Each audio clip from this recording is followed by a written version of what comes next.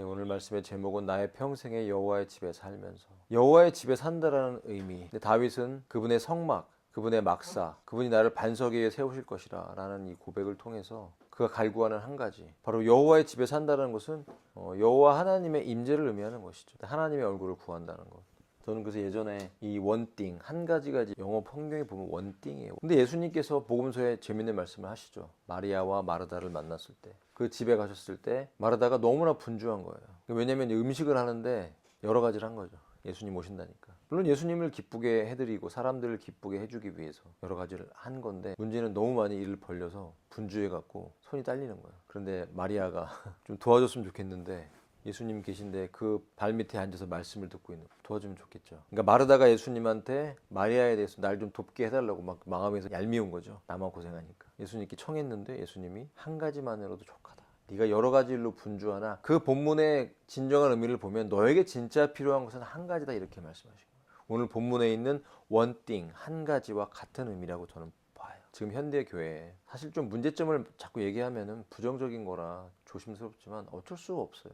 문제점을 얘기해야 그 문제점을 깨닫고 회개해야 되거든요. 문제점이라는 것은 하나님 앞에 잘못됐다는 부분이 있는 거예요. 그만큼 우리가 이 세대의 교회가 진정한 신앙에서 변질됐다라는 것은 알고 있죠. 예전에 저도 몰랐을 때는 크리스마스 행사를 하면서 아이들에게 산타 모자를 항상 씌웠고, 이쁘니까 뭐 크리스마스를 상징해주는 하나의 패션처럼 그 모자, 빨간 모자, 뭐 루돌프의 뭐 코, 빨간 코 끼워놓고 아무 생각이 없었어요. 뭐 그게 뭔 문제가 있을까. 근데 우리가 이제 그런 부분들을 알게 되면서 사실 인간적으로는 재미가 없죠. 크리스마스 됐는데 뭐 아무것도 없고, 뭐 송구영신 됐는데 저는 아무것도 한 게 없어요. 교회 행사 부활절도 한 게 없고. 그렇지만 그런 것들을 내려놓게 된 이유는 한 가지였던 거죠. 하나님을 기쁘게 해드리기를 원하고 여호와의 집에 살면서 하나님의 임재를 놓치고 싶지 않다라는 것이 저에겐 굉장히 중요한 부분이었어요. 오늘 다윗이, 사실 27편은 굉장히 중요한 시편인데 이것이 언제 쓰여졌다라고 말할 수가 없어요. 어떤 흔적이 없어요. 다만 이제 어떤 성경에 보면은 다윗이 기름 부음을 받기 전에 이렇게 나와 있거든요. 그러니까 좀 예전에 젊었을 때인가라고 볼 수 있지만, 사실은 또 다윗이 기름 부음을 3번 받아요. 구약 성경에 보면. 그러니까 언제인지 정확한 시점은 알 수 없어요. 마치 그의 인생을 흘러오면서 있었던 어떤 승리의 시간이나 하나님을 찬양했던 시간들, 또는 위기의 순간에 그가 쫓기면서 대적들의 그 공격에서, 그 위기에서 하나님께 간절히 살려달라고 부르짖었던 그런 시점, 여러 시점들을 지나는 장면들이 사실 오늘 본문에 묘사되어 있거든. 그러니까 그의 인생을 지나면서 있었던 일들이 열거되는 것 같아요. 그래서 오늘 이 부분을 3부분으로 자를 수가 있어요. 1절부터 6절까지를 하나로 자르고 7절부터 13절까지, 그리고 14절이 이제 마지막 결론적인 부분인데, 먼저 1절부터 6절까지를 보면, 이 1절부터 6절까지를 하나로 본다 그러면 찬양, 하나님에 대한 찬양, 그리고 빛, 이렇게 표현할 수가 있어요. 두 번째로 7절부터 13절까지를 하나로 묶으면 그늘, 그리고 기도, 이렇게 표현할 수가 있어요. 하나님이 우리의 인생 속에 빛을 비춰주시면 그 첫 번째 빛이 우리에게 왔을 때 우리 삶의 내 내면의 어둠이 드러나겠죠. 첫 번째 우리에게 빛을 비춰주시면 우리는 기본적으로 내가 죄인이구나 라는 걸 깨닫게 됩니다. 예수님이 베드로의 배에 오르셨을 때, 그리고 그 물고기를 153 마리의 물고기를 요한복음에 거두게 됐을 때, 베드로가 엎드리면서 뭐라고 얘기합니까? 저를 떠나소서 주여, 저는 죄인입니다 라고 얘기합니다. 밤이 새도록 아무것도 거두지 못한 배에서 깊은 곳으로 와서 그물을 던지라고 했던 그 예수 그리스도의 명령에 순종해서 밤이 새도록 아무것도 거두지 못했지만, 그리고 인간적으로는, 일반적으로는, 자연적으로는 아무것도 더 거둘 수 없는 상황인 거예요. 깊은 곳으로 와서 그물을 던졌는데 놀랍게도 물고기들이 그물 안으로 들어간 거예요. 그 초자연적인 일인 거죠, 어부인 베드로에게는. 그런데 그 앞에 무릎을 꿇으면서 자기를 떠나라고, 자기가 죄인임을 고백합니다. 이것이 바로 비춤을 받았을 때 우리에게 일어나는 첫 번째 사건인 거죠. 그러고 나서는 지속적으로 그 빛이 나에게 비춰졌을 때 우리가 빛 가운데 동일한 방식으로 살아간다면 정말 주님과 동행하는 승리와 찬양의 순간들이 있겠죠. 그것이 오늘 본문에 나온 거예요. 그래서 주께서는 나의 빛이시오 나의 구원이시니, 그러니까 빛이 비추어지고 나서 우리의 어둠이 드러났을 때 내가 그것을 고백하며 버리고 주 앞에 나아갈 때 주님이 우리의 구원이 되시는 것이죠. 여러분, 그런 구원이 여러분 삶에 있습니까? 여러분 정말 구원받은 사람입니까? 이것을 놓치지 마세요. 내가 구원받은 사람이라는 것을 우리가 지속적으로 인식할 때 우리가 항상 내가 빛 가운데 거하는 사람인가를 체크해야 되는 것이죠. 그냥 세상에서 세상 사람들처럼 막연하게 그냥 똑같이 살아가면, 내가 빛 가운데 살아가는지 아니면 어둠 가운데 거하는지 내가 분별하지도 못한 상태에서 점점점 내 안에 어둠으로 가득 차는 경험들을 하게 됩니다. 그리고 영적인 잠을 자게 되는 거죠. 그런데 지속적으로 내가 빛 가운데 거하면 내가 구원받은 사람이라는 확신이 나를 떠나지 않으면서 주님과 동행하는 삶을 살게 되는 것입니다. 이 상황 가운데 다윗에게 그의 고백이 무엇이었냐면 내가 누구를 무서워하랴. 생명의 힘이라는 거예요. 나를 살아 숨쉬게 하고 나의 영적인 숨을 쉬게 하는 것. 내가 누구를 무서워하랴. 그러면서 이 편의 2절에 사악한 자들 곧 나의 원수들과 나의 적들이 나의 살을 먹어 삼키려고 나에게 왔을 때 그들이 걸려 넘어지고 쓰러졌도다. 이 구절을 보면 우리가 구약 성경에 어디가 떠오릅니까? 어떤 한 사건. 다윗이 전쟁에 나아갔을 때 골리앗이 이스라엘을 삼키려고 이스라엘 백성들을 대적해서 소리 지르고 있는 상태에서 그 어린 다윗이 골리앗과 싸우기 위해서 시냇가에 돌 5개를 들고 골리앗과 마주선 그 상황에 들려지는 이 소리 아닙니까? 내가 너희 시체를 들짐승에게 새들에게 주겠다고 소리 지르는 그 골리앗의 모습은 이 세상에서 영적으로 우리를 대적하는 사탄의 모습을 보여줍니다. 실제로 만약 우리의 삶에 우리를 대적하는 어떤 존재들이 인간적 존재들이 있다면 그의 배경에서는 영적으로 사탄이 또아리를 틀고 그 존재 안에 들어가서 우리를 공격하는 거라고 우리가 이해할 수 있겠죠. 그렇지만 두려움 없이 믿음으로 여호와의 이름으로 그가 나아갔을 때 놀랍게도 그 탄 이 정수리에 비어있는 투구와 모든 갑옷으로 중무장한 키가 3m가 넘는 네피림의 후손인 골리앗. 근데 달려가면서 물매를 돌려서 던졌는데 정확하게 정수리에 꽂혀 쓰러지니까 그 큰 칼을 꺼내서 골리앗의 목을 자르죠. 누가 쓰러졌습니까? 골리앗이 쓰러진 거죠. 그 적이 쓰러진 거죠. 그것을 찬양하며 믿음의 확신을 가지고 다윗이 고백하고 있는 거예요. 그래서 군대가 골리앗 뒤에 엄청난 블레셋 군대가 진치고 있었지만 두려워하지 않았죠. 전쟁이 나를 대적하여 일어날지라도 나는 이 전쟁 가운데서 자신만만하리. 그러면서 그의 인생에 하나님의 빛이 비춰질 때 그의 찬양의 고백이 터져 나옵니다. 위대한 고백. 4절입니다. 내가 주께 갈구해온 한 가지를 추구하겠다. one thing, 한 가지. 이는 나의 생애의 모든 날들 동안 내가 주의 집안에 거하려 함이니 주의 아름다움을 보고 그분의 성전 안에서 여쭙고자 함이라. 우리가 잘 알고 있는 찬양 Jesus Beautiful. 예수님에 대해서 아름답다고 얘기하고 있어요. 어떻게 여호와를 아름답다고 그가 고백했을까? 비록 구약 시대였지만 다윗에게는 하나님의 임재가 있었어요. 하나님을 체험했다는 거죠. 성령님이 지금은 교회에게 임하시죠. 오순절날 성령이 이 땅에 임한 이후로부터는 믿는 자들에게 임하셨어요. 공식적으로 오신 거예요. 그냥 구약 시대 때는 공식적으로 오시지 않았어요. 선별적으로 하나님의 사람들과 선지자들 예언자들에게 임한 거예요. 특별히 왕으로서 다윗에게 하나님의 기름 부음이 있었고 그것을 바로 성령의 임재를 상징해주고 있는 것이죠. 구약 시대이지만 교제가 있었던 것이죠. 하나님을 만난 사람은 알죠. 여러분 하나님을 만나봤습니까? 예수님의 임재를 체험했습니까? 지금도 나의 심장을 박동하게 하고 나를 기쁘게 하는 유일한 기쁨이 예수님의 임재입니까? 이것을 다윗은 알았다는 것이에요. 그렇기 때문에 이렇게 아름다운 고백을 시적 고백들을 해주고 있어요. 주님을 아름답다고 얘기해요. 우리가 만난 하나님은 바로 예수 그리스도죠. 우리는 그 예수 그리스도를 말미암아 구원을 받았어요. 여러분 주님을 체험했을 때 여러분에게 주셨던 영적 감동과 느껴지는 그 감동이 무엇이었습니까? 주님을 어떻게 알게 했습니까? 성령의 임재는 그 아름다움의 놀라움이었어요. 그 아름다움의 놀라움. 기이한. 어떻게 나 같은 죄인을 이렇게 사랑하실 수 있을까? 어떻게 나를 기다려 주셨지? 어떻게 나를 위해 주님이 십자가에 죽으셨지? 그것을 깨닫게 하시는 거예요. 성령님이 오시면 이 세상에 대해서 우리에게 대해서 심판하시고 책망하시잖아요. 죄에 대해서, 의에 대해서 책망하시잖아요. 그때 깨닫게 되는 게 무엇입니까? 놀라운 은혜를 깨닫게 하시죠. 어떻게 나 같은 사람이 구원받았지? 그 감격과 감동이 분명히 우리의 삶에 있죠. 그러나 항상 그것이 유지되지는 않아요. 우리는 또 연약한 존재이기 때문에 쉽게 잊어버리죠. 언제 내가 그랬냐는 듯이. 그런데 그런 은혜들을 체험하게 되면 그 체험할 당시에는 마치 변화산 위에 올라가서 예수님이 하얗게 변형되신 모습을 본 것처럼 너무나 놀라운 초자연적인 어떤 기적과 뭐 놀라운 일이 환상을 보고 막 이래서가 아니라 십자가의 은혜가 깨달아지면서 우리가 저절로 고백하죠. 눈물이 터지고 감격하고 말도 안 나오죠. 저 조그만 새들도 놀라면은 말을 못 하잖아요. 소리도 못 내잖아요. 그냥 어버버버버 이러잖아요. 놀래가지고. 우리가 하나님의 임재를 경험하면 너무 놀래서 말도 안 나옵니다. 이런 말만 나와요. 어떻게? 여러분 그런 고백 해본 적 있어요? 어떻게? 아니면 왜?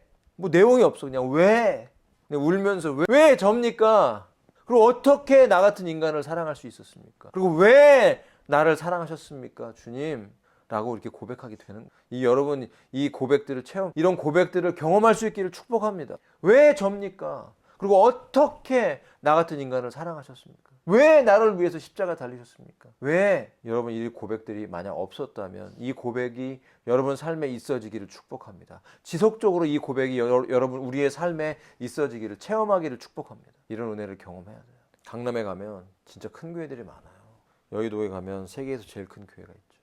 이번에 성탄 해보니까 성탄 영상이 떴더라고요. 그런데 뭐 우원식이라는 사람이, 국회의원이 그 큰 교회 강대상에 서갖고 뭔가를 얘기를 하는 거, 성탄이 어쩌고 저쩌고. 제가 거기에 담임 목사가 될 일도 없었겠지만 제가 만약 그 자리에 있었으면 저런 사람을 초청했을까 생각을 했어요.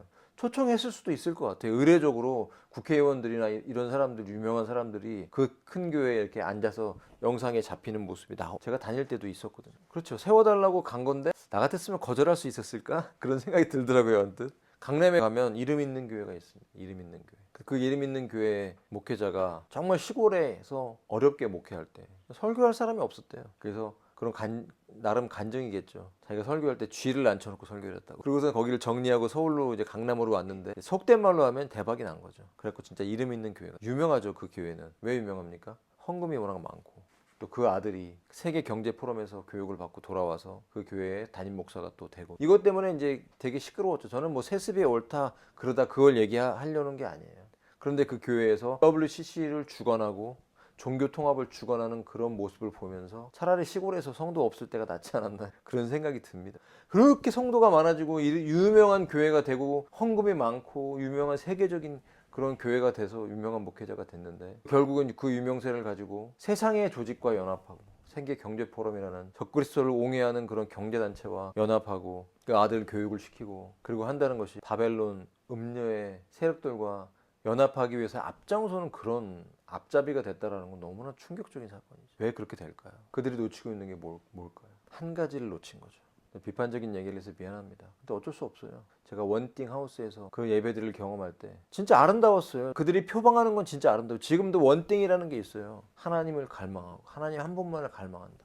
근데 그 내용을 들여다보면 하나님 한 분만을 갈망하는 게 아니에요. 결국은 보면 돈이 거기 걸려있더라고요. 명예가 걸려있고, 그리고 왜 명예가 걸리는 줄 아세요? 명성을 얻기 위해서 하는 거예요. 명성을 얻기 위해. 여러분, 기독교 목사들이 잘못하는 큰 죄 중에 하나가 뭔지 아십니까? 명성을 얻고 뭔가 효과적인 복음 전파를 하기 위해서 로마 캐톨릭과 연합을 하고 교황을 아련하는 거, 이 죄가 드러나더라고요. 왜 빌리그레함 목사가 세계적인 전도 집회를 하면서 유명해졌습니까? 누구를 만나고 나서? 교황 요한 바오로 2세입니까? 뭐 몇 세입니까? 그 사람 만나고 나서 인정을 받고 나서 세계적인 전도 집회들이 커지기 시작했던 거예요. 많은 회심자가 있었어요. 막 100만 명씩 모였습니다. 그런데 그 교황을 아련하고 그 교황을 홀리파더라고 얘기하잖아요. 홀리파더라고. 포페, 아버지라고. 교황이 아버지입니까? 이 땅에 있는 자가 아버지가 될 수 있습니까? 못 되죠. 우리 아버지는 저 하늘에 계십니다. 한 분밖에 없으시죠. 그리고 그 아버지가 아들을 이 땅에 보내주신 거예요. 유일하신 아버지, 영원하신 아버지, 영존하시는 여호와 우리 하나님이십니다.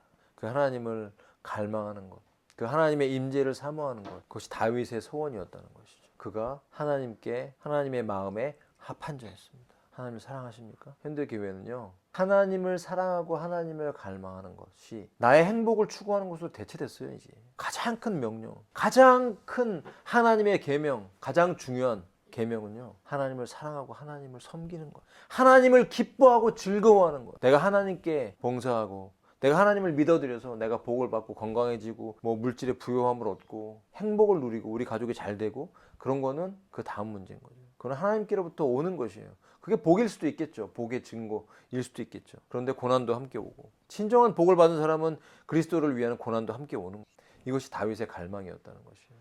나의 생애의 모든 날들 동안 주의 집안에 하나님을 원하는 거죠. 그분의 아름다움, Jesus, beautiful Savior, 나 같은 죄인을 살리신 그 놀라운 성품, 하늘 보좌를 버리고 인간의 육을 입고 이 땅에 내려와서 똑같이 우리와 같이 30년을 사시고 3년 반 공생애를 사신 후에 십자가 달려 돌아가신, 일찍 죽임을 당한 것 같은 도살당하신 어린 양, 그 어린 양이 요한계시록 내내 등장합니다. 그 요한계시록을 이끌어갑니다. 핵심, 요한계시록의 핵심은 바로 어린 양이에요. 처음과 마지막이 심판하시는 분, 재림하시는 분, 바로 어린 양이죠. 이 세상의 역사의 정점에 나타나셔서 이제는 마지막 시대야, 너희는 회개해야 돼, 하나님의 왕국이 가까이 왔어 라고 선포하셨던, 지금까지 2000년이 흘러오는 이 시간 동안 하나님의 왕국의 그 영혼들을 하나님이 그들을 위한 집들을 마련하시고 그들을 그 자리에 앉히기 위해서 구원의 역사가 흘러왔고, 그 역사 안에 엄청난 순교와 핍박과 고난이 있었죠. 로마 캐톨릭처럼 그렇게 교황이라는 이름으로 차고 앉아서 정치와 종교가 결합되어서 수많은 유익을 얻고 누리면서 화려하게 살아가면서 참 성도들을 핍박하고 죽였던, 피를 흘린, 진노의 포도주를 마신, 성도들의 피를 마신 그런 자들이 진정한 하나님의 사람이 아니라는 걸 우리가 너무나 알고 있지 않습니까? 곤경의 날에 그분께서 나를 그분의 막사 안에 숨기고, 나를 그분의 성막의 은밀한 곳에 숨기고, 그분께서 나를 반석 위에 세우실 것이다. 저는 이 부분을 보면서요, 대환란에 이스라엘을 보호하시는 그 모습이 떠올랐어요. 확실히 다윗은 유대인들을 대표하는 사람이에요. 왜 다윗이 천년왕국 때 그의 지위가 회복될까요? 그에게 약속하신 게 있기 때문에 그래요. 끊어지지 않겠다고 말씀하셨어요. 얼마나 놀라운 특권입니까? 다윗에게 있어서 이스라엘이, 회복된 이스라엘에, 그리고 그 예루살렘에 세워진 다윗의 보좌에, 다윗의 특권이 뭐예요? 이스라엘을 대표하지만 주님이, 부활하신 주님의 그 보좌에 앉아서 그와 함께 통치하신다는 놀라운 사건. 이스라엘의 행정적인 모든 것들이 회복돼서 12지파가 회복되고 열방을 다스리는 이스라엘의 그 분깃이 천년왕국 때 등장하죠. 놀랍지 않습니까? 수많은 넘어짐이 있었던 사람이잖아요. 심지어 우리가 이해되지 않지만 심지어 살인죄도 지었고 간음죄도 지었고 교만에 빠져서 사람들 숫자 세보라고, 계수해보라고 했던 그것이 바로 하나님을 의지하지 않고 내게 있는 그 사람들, 전쟁에 임할 수 있는 사람들을 숫자를 셌던 그것이 얼마나 하나님의 심판을 봐서 7만 명인가 죽었잖아요. 전염병으로. 많은 실수 있었죠. 자녀 교육도 제대로 못했고, 자식들 간에 칼이 끝나지 않았고, 자식이 자식을, 자기는 오빠가 동생을 강간하기도 하고, 여동생은. 그러고 나서 그 당시에는 뭐 근친도 있었으니까 데리고 살아도 됐지만 내다 버리기도 하고, 이런 치욕과 부끄러움이 그의 삶이 있었고 많은 칼이 있었죠. 그가 진짜 사랑했던 압살롬 같은 그 뛰어난 외모의 그 아들이 처참하게 죽임을 당하고, 자기를 죽이기 위해서 아버지를 쫓아내고 아버지의 부인 후궁들을 위에 올라가서 천막에서 다 강간하고, 이런 비참한 일들이 있었죠. 많은 슬픔과 고난과 역경이 그의 삶에 있었지만 그를 보호하시고 그 생명을 지켜주신 것처럼 이스라엘에는 수많은 고난이 있었고 앞으로도 이제 대환란에 정말로 참혹한 환란이 있을 것입니다. 많은 사람들이 죽을 거예요. 물론 전 세계에 대환란에 많은 사람들이 죽겠지만 특별히 이스라엘도 많은 사람이 죽습니다. 가짜 유대인들은 다 제거될 것이고 그중에 3분의 1만 남아서 후 3년 반에 반석 위에, 페트라 반석 위에 그들을 세우셔서 초자연적으로 그들을 보호하시는 일들이 성경에 기록되어 있다. 회복될 것입니다. 그리하여 이제 나의 머리는 내 주위에 있는 나의 원수들 위로 들어 올려지리라. 그러므로 내가 그분의 성막 안에서 즐거움의 희생제물을 바치겠노라. 나는 노래하겠으니 나는 주께 찬송들을 노래하겠노라. 이 진정한 노래가요, 언제 이루어질까요? 천년왕국 때 다윗의 장막이 펼쳐진다고 합니다. 그 다윗의 장막은 그리스도의 장막인 거예요. 다시 장막이 세워지는 거예요, 예루살렘에. 그것은 예수님의 왕의 통치를 의미하고 다윗도 다시 그에게 약속된 위치가 회복되면서 천년 동안 주와 함께 왕노릇하는 사건들이 있어진다. 자, 7절부터 13절까지 보겠습니다. 그런데 많은 학자들이 이거 두 사람이 지은 거 아니야? 그런 얘기를 하는 이유는 뭐냐면 1절부터 6절까지 하고 7절부터 13절까지가 완전히 달라요. 내용도 다르고 서체도 다른 것 같고. 그렇지만 다르지 않죠. 인생의 두 가지 모습이 등장하는 거예요. 갑자기 기도가 나와요. 다급한 기도. 제가 저의 목소리로 부르짖을 때 들어주셔서 저에게도 자비를 베풀어 주시고 응답해 주셨어. 하나님의 응답이 필요한 위기의 상황. 너희는 나의 얼굴을 찾으라 하셨을 때 저의 마음이 당신께 말씀드리기를, 주여 제가 당신의 얼굴을 찾겠나이다.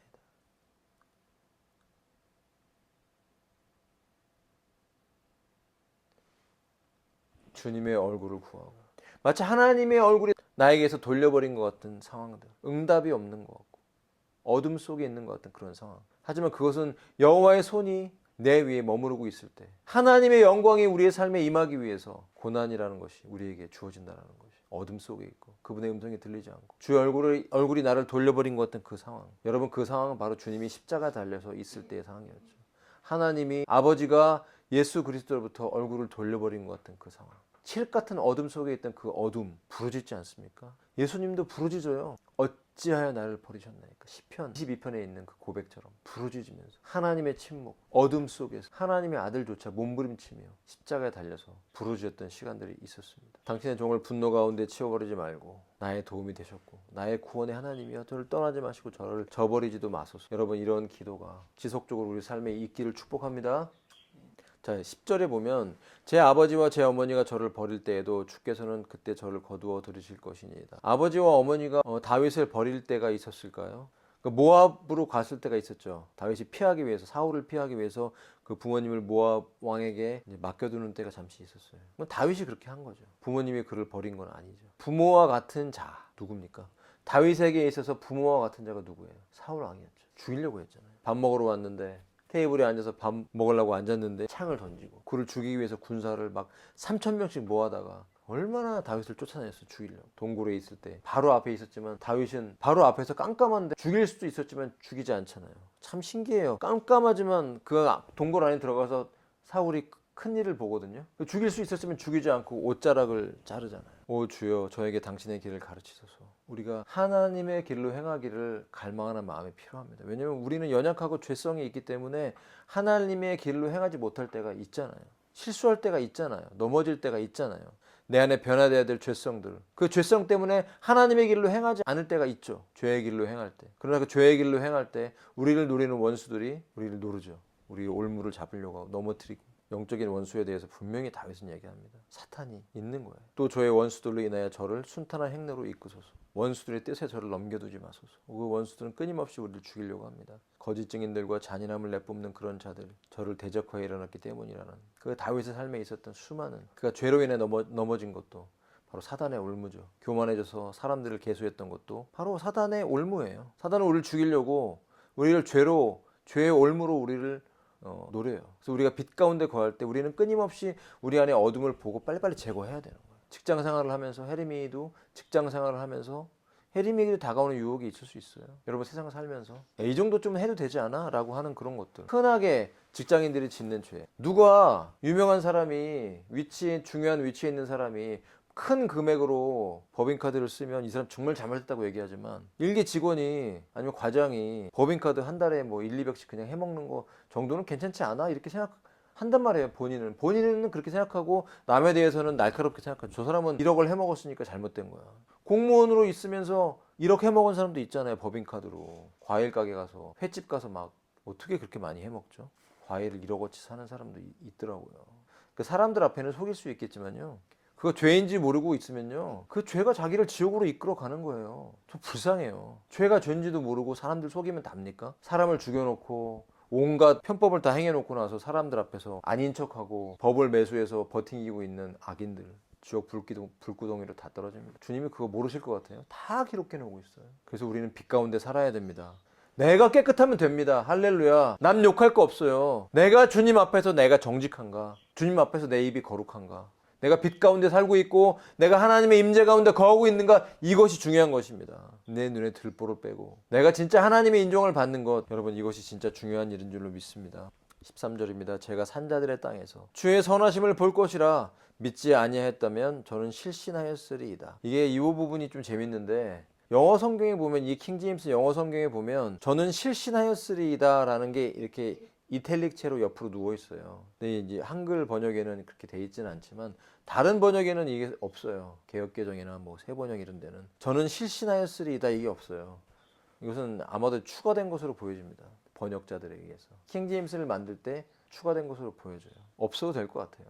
제가 산자들의 지역에서 주의 선하심을 볼 것이라 믿지 아니하였더라면, 만약 여기서 끝난다면 어색하죠. 어색하지만 그 자체도 영감이 된 말씀인 거예요. 의미가 있는 거죠. 그 뒤에는 우리가 상상해서 붙이면 되는 거죠. 굳이 여기다 붙여놓을 필요는 없었을 것 같아요. 어쨌든 이것이 다윗이 어둠에 있을 때의 기도다. 고난받는 자들은 기도해야 됩니다. 하나님의 은혜와 축복을 받을 때는 하나님을 찬양해야 됩니다. 그러나 고난이 있을 때는 우리 가운데 기도가 끊이지 않아야 될 줄 믿습니다. 끝까지 기도하고 승리하는 저 여러분 되시길 바랍니다. 결론입니다. 주님이 왜 이 시즌에 이 말씀을 주셨는가? 27편의 말씀을 제가 고른 게 아니에요. 그냥 27편을 떠올려 주셔서 오늘 말씀을 전하는 겁니다. 이렇게 오늘 이 27편은 우리에게 결론을 내줍니다. 그러므로 하나님을 찬양하든 기도를 하든 우리는 끊임없이 여호와의 얼굴을 구하며 그분을 기다려야 됩니다. 하나님이 응답하실 때까지, 하나님이 모든 것을 빛 가운데 드러내실 때까지 기도와 찬양을 쉬지 않고 주님을 기다리는 사람이 되어야 될 줄 믿습니다. 용기가 필요한 거죠. 어떤 용기가 필요합니까? 수로보니게 여인이 귀신 들린 딸의 치유를 위해서 예수님 앞에 나와서 구했을 때, 그분이 나를 거절하는 것처럼 느껴지는 순간에도, 그 마지막 순간에도 전에 자녀의 떡을 취하여 개들에게 던짐이 마땅치 않다라고 말하는 그런 수치스러운 그 순간에도 용기가 필요했죠. 그리고 고백합니다. 주여 옳습니다만 개들도 주인의 상에서 떨어지는 부스러기를 먹는다라는 그런 겸손한 고백을 누가 할 수 있나요? 진짜 믿는 사람이 할 수 있는 거고, 예수님은 그런 분이 아니라는 걸 믿는 사람만 그런 고백을 할 수 있어요. 그것이 기도죠. 나의 기도가 거절되는 것 같다는 그런 상황, 절망적인 기다림과 수치심과 부끄러움 상황 속에서도 그렇지 않다고, 주님은 나를 도와주실 것이라고 믿고 기도하고 기다릴 수 있는 사람, 그분의 응답과 그분의 말을, 그분의 얼굴을 구할 수 있는 자의 태도는 바로 용기 있는 사람인 거죠. 믿음 있는 사람, 믿음의 사람은 용기가 있어요. 담대함이 있는 거예요. 이 담대함을 버리지 말라. 큰 상이 있다고 성경은 우리에게 말씀하고 있어요. 기다려라. 용기를 내라. 그리하면 그분께서 너의 마음에 힘을 주신다. 우리의 마음에 힘을 준다는 게 뭐예요, 도대체, 여러분? 인간이 갖고 있는 믿음이라는 것은 너무나 초라한 겨자씨만한 믿음인데 하나님의 믿음이 들어오는 순간이 있다는 거예요. 믿어지고, 정말 어떤 사건들이 믿어지고, 하나님의 응답이 믿어지고, 하나님이 나와 함께 하심이 믿어지고, 원수를 이기고 내 죄가 땅에 묻히고 나의 갈망 속에 하나님의 응답이 있을 것이라는 강력한 하나님의 힘이 우리의 내면에 들어올 때, 하나님 모든 상황들을 한순간에 바꾸어서 주님의 계획들이 우리의 삶에 이루어지도록 역사하신다는 것이에요. 내가 말하노니 주를 기다리라. 이 다윗의 고백, 하나님의 임재가 내 삶에 충만하게 나타날 때까지 주님을 기다리면서 그분의 장막 안에 거하면서 하나님의 집에, 도대체 그 하나님의 집이 뭡니까? 뭐 지금 교회라고 얘기할 수 있겠지만 여러분이 거하는 그 처소에 하나님의 얼굴을 구하는 이 갈망을 예수님 오실 때까지 절대 놓치지 않고 붙들고 하나님의 임재를 체험하는 놀라운 은혜를 받으시기를 예수님의 이름으로 축복합니다.